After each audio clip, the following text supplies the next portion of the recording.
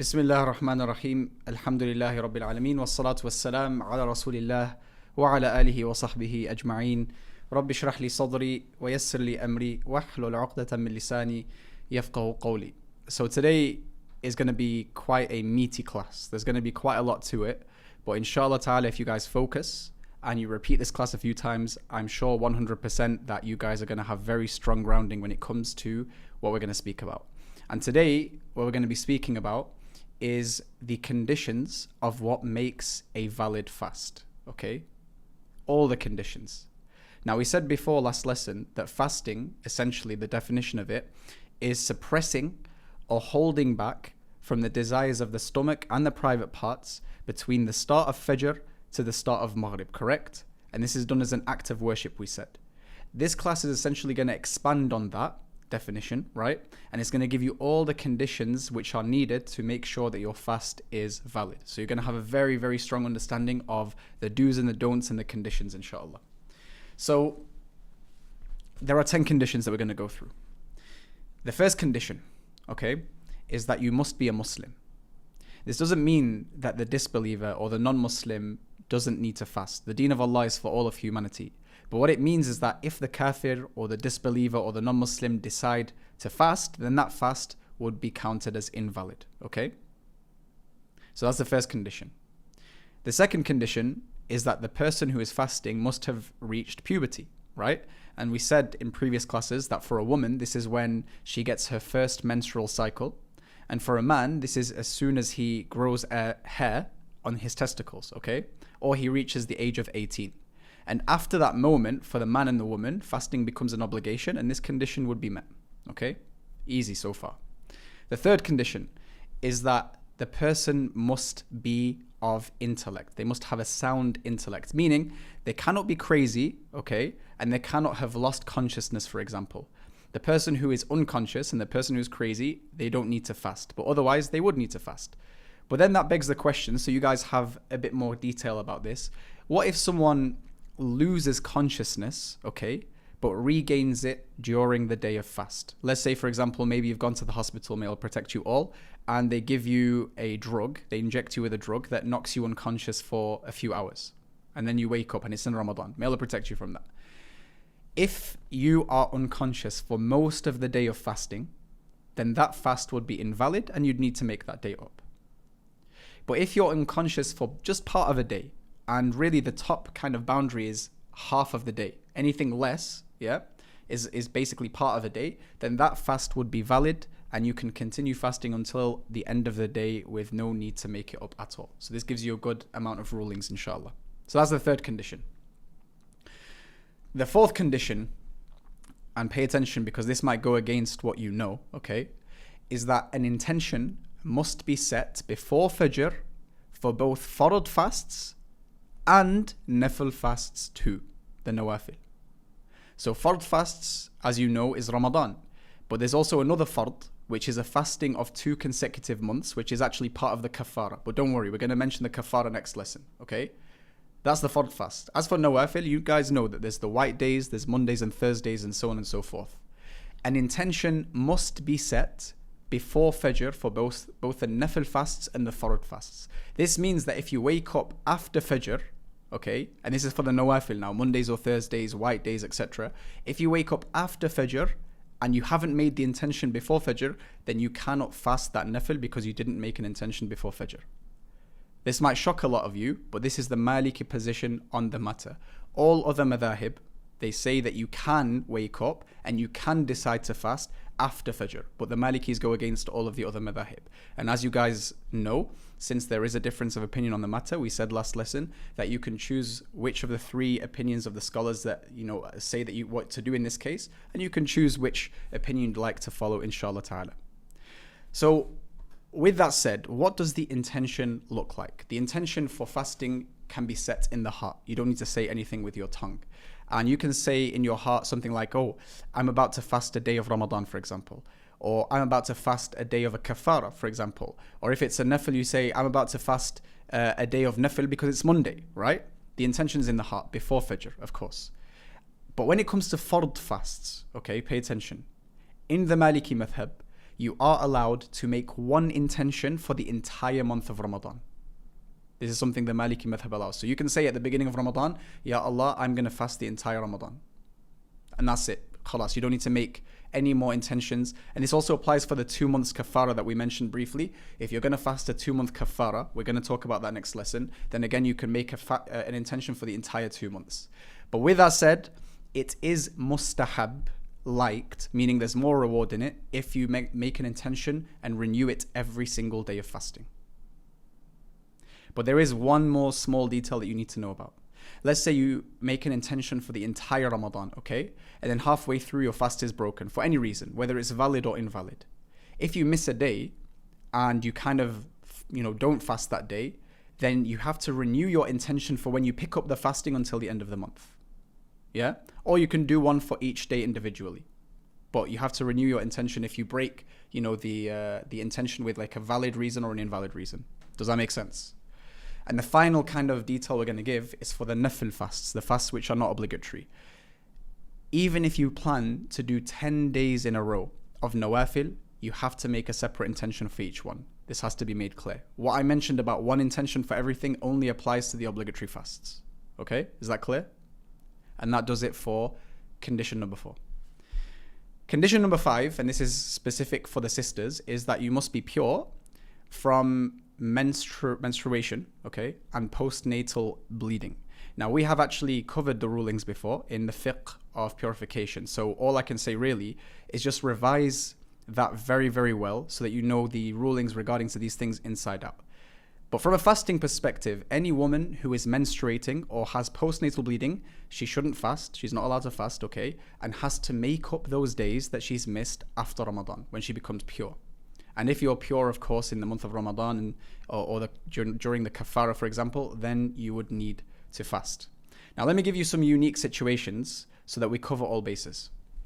Let's say you're a sister, okay? Of course, you're a sister to have menstruation. But anyway, let's say, okay, you become pure, all right, 1 second before Fajr.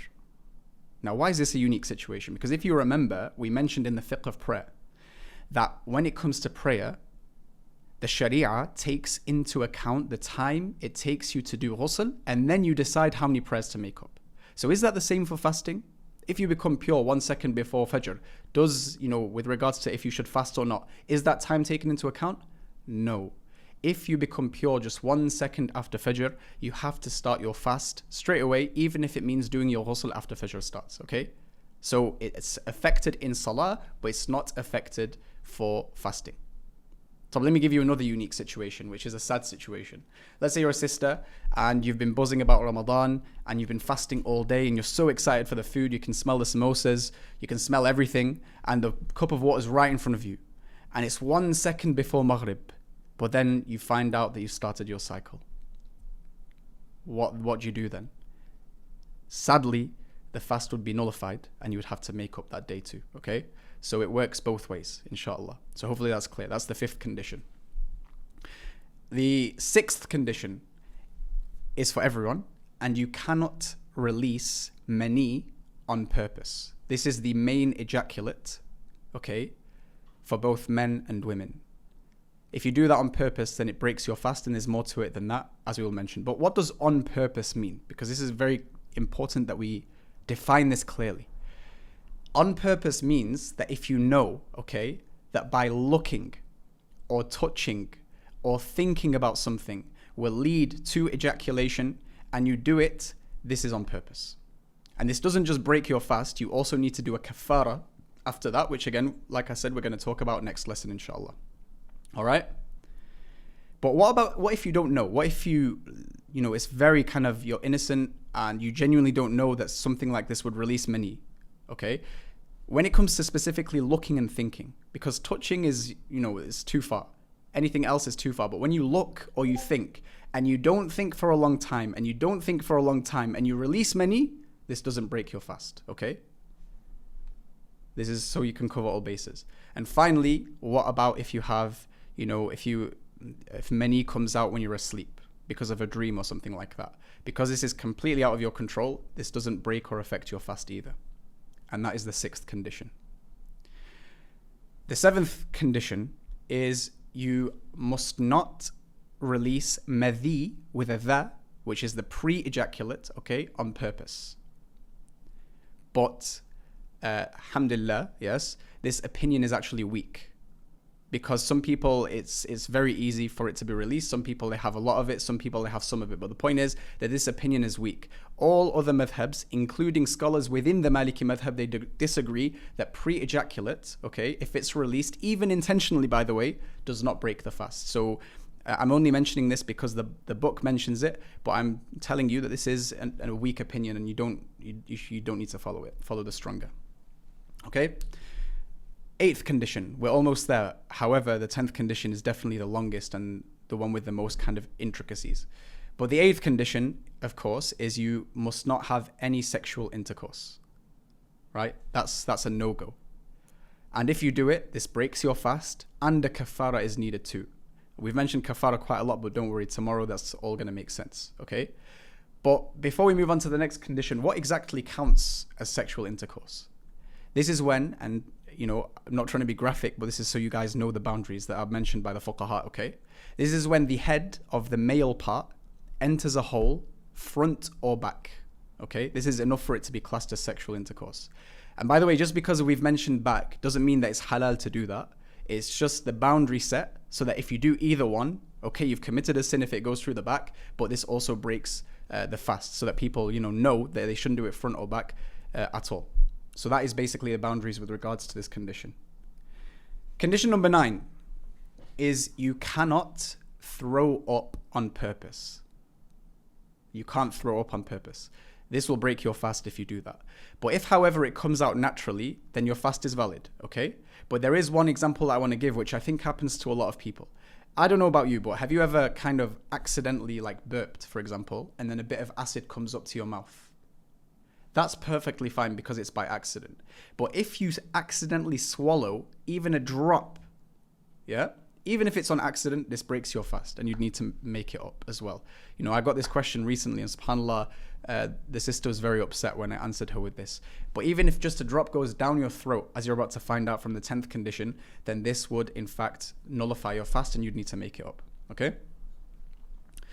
And finally, and this is where you need to pay attention because this is the one with the most intricacies, okay?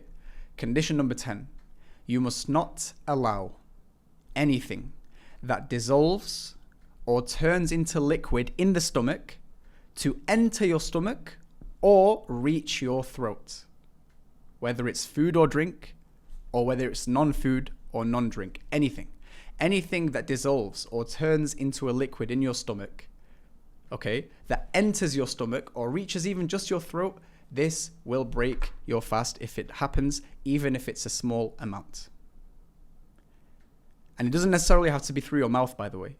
It can be through all the upper openings. For example, your mouth, your ears, your nose, your eyes, anything that enters that, yep, and it goes to your stomach or your throat, then this breaks your fast. And this applies also to the lower opening, which is the back to be specific, okay? Anything that enters those, khalas, your fast is broken. So for example, something that people love to do is they love to gargle water.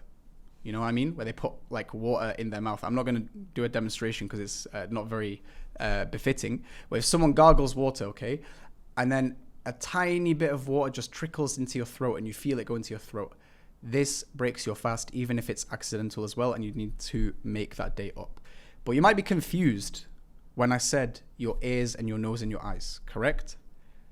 Sometimes it happens. So for example, when people use a nose spray, okay, or they apply kuhul in their eyes, as the scholars have mentioned, you know the kuhul that goes on the eyes, or for example eardrops, these all break your fast if they reach the throat. Sometimes they can. I mean, it's very, very rare, but sometimes if you put some eye drops in your eyes, you taste something in the back of your throat, or you use your nose spray and then you taste something in your throat. Yeah, these things break your fast. But if you know, okay, that it won't reach your throat because you've used it before, then there's no problem with using it. And if you don't know that this will happen, then it's still fine. You can use it because it's a very rare situation for that to happen. And if it happens, you just make that day up after Ramadan. Is that clear? Cool. All right. Now, just like we did with some previous conditions, I'm going to give you some more unique situations, and inshallah this is going to give you a holistic understanding, okay, so that you guys know and have clarity and confidence on this condition, okay? The first one, let's say you go to the doctor, may Allah protect you, and this is a very awkward doctor visit. They say that they need to put a camera down your stomach, or yani akramakumullah, through the back end, okay? You guys should know the answer. This is fine. It's not going to break your fasting. Why? Because this is something that's not going to dissolve if it goes into your stomach acid. It's been designed for that, right? And so this is something that's not going to break your fast, even though it's entered the stomach or it's entered the backside. Tayyib. Perfect. What's the second unique situation?